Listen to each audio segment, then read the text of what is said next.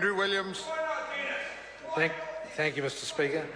Mr. Speaker, the Reserve Bank of New Zealand Act 1989 is now a quarter of a century old.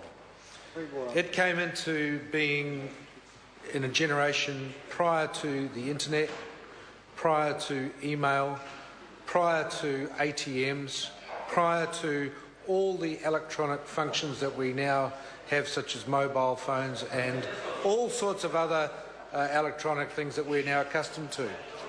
And you would think, Mr. Speaker, that after 25 years, such a fundamental act as the Reserve Bank Act of New Zealand should at least be subject to some form of review to see whether that same act that suited the 1980s is still applicable in the year 2013, heading to the year 2014.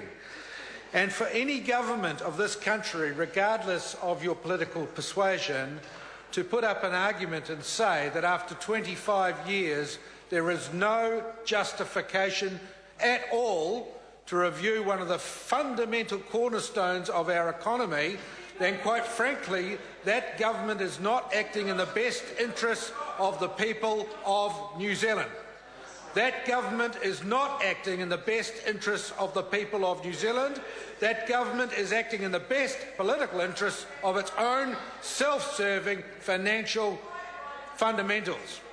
And in that respect, and I have been in export for the last 35 years, and I can assure you that there are exporters out there absolutely hurting in the meat industry, in the fishing industry, in the forestry industry, in manufacturing, in all sorts of industry, because they say our dollar is well and truly overvalued.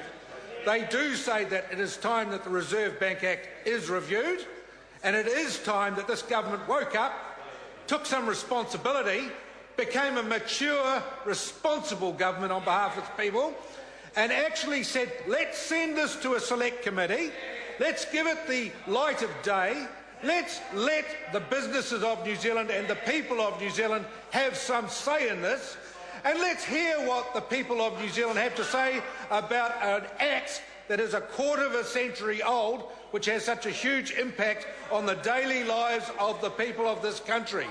And the politicians, the 59 of you in the National Party, next year, in 12 months' time at the election, need to stand on the hustings, and you need to justify to the voters of New Zealand, say, we weren't prepared to at least review it, to at least see how there could be some fundamentals changed, to see how we could assist export growth in this country, to see how our economy perhaps could thrive and move at a faster rate than otherwise would be under the current situation.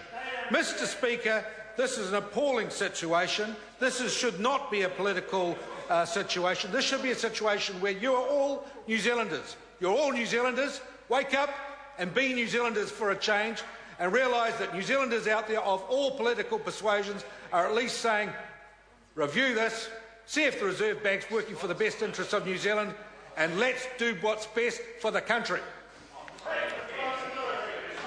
Raymond Ho. Thank you, Mr. Speaker.